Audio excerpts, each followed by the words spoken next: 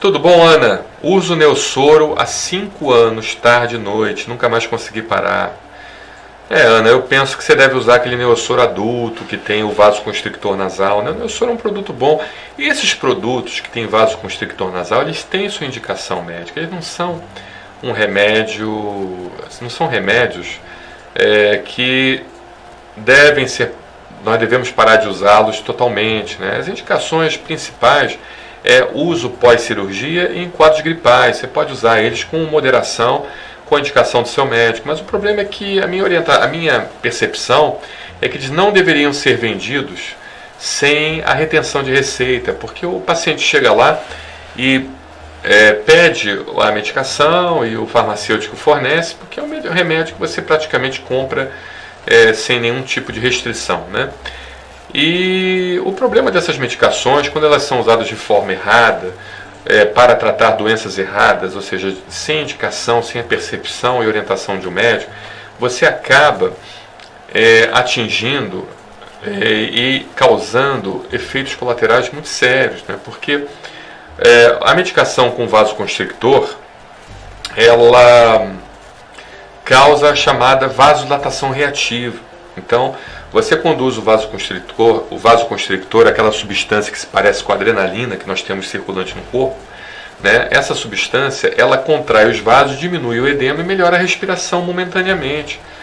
Mas isso, com o passar do tempo, vai deixando você viciado, você dependente da medicação. Por quê? Porque existe um fenômeno chamado vasodilatação reativa.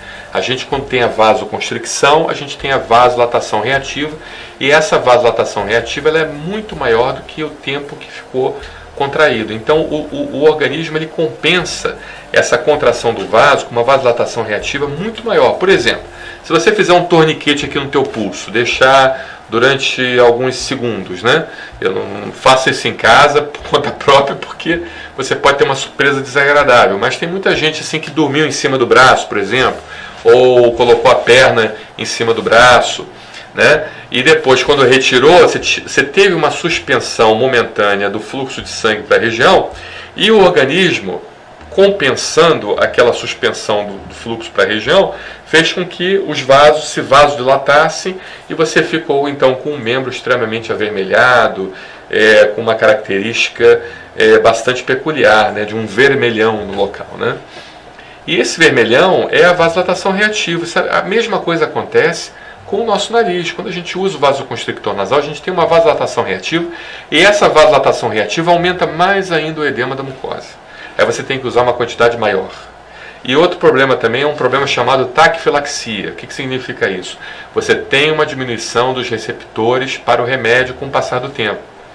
Entendeu? Ou seja, você usa o remédio, ele tem o seu receptor no nariz, o remédio entra em contato com aquele receptor, mas como o organismo está recebendo aquela medicação constantemente, o organismo ele acostuma com aquele remédio, ou seja, o número de receptores diminui e, consequentemente, você não tem o mesmo efeito. Então, trocando em miúdos, o que vai acontecer? Resumindo, o que vai acontecer? Você vai ter que usar uma quantidade maior e uma frequência maior. Só que nós sabemos que a adrenalina em excesso, ou uma substância similar, que faz um mimetismo da adrenalina, que no caso é a pseudoefedrina, que é contida, ou a efedrina, ou qualquer outra substância semelhante, ou a nafazolina, ou seja lá o que for, são substâncias que afetam o sistema nervoso simpático, aumenta a frequência cardíaca do organismo, aumenta a pressão arterial, pode aumentar também a pressão intraocular, pode levar a arritmias cardíacas, pode levar inclusive a infarto. Quem tem tendência para isso, tá bom? E AVC também, acidente vascular cerebral. Então, Ana, pelo amor de Deus, não continue usando a medicação de forma errada.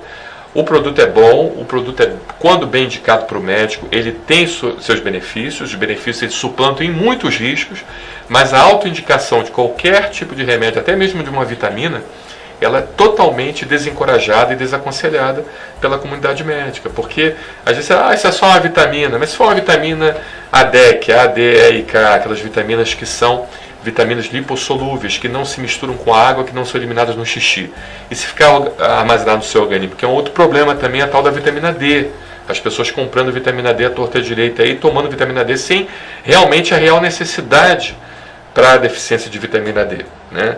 Agora é crise de coronavírus que dizem que a vitamina D é boa para o pulmão. Realmente é bom, mas quando você está deficiente. Se você tem vitamina D adequadamente, não há necessidade de você fazer. Então você vai se intoxicar, você vai acabar desenvolvendo uma hepatite. Ou problemas muito mais sérios, até distúrbios de coagulação e outras situações mais sérias. Entende? Então, o remédio é bom, o remédio deve ser usado com indicação médica em casos específicos, não por conta própria. Como qualquer outro tipo de medicamento, não deve ser usado por conta própria, sim, sempre com indicação do profissional médico. Tá bom, Ana? Não deixe isso acontecer com você. Entre em contato com a telemedicina 21 99 374 2042.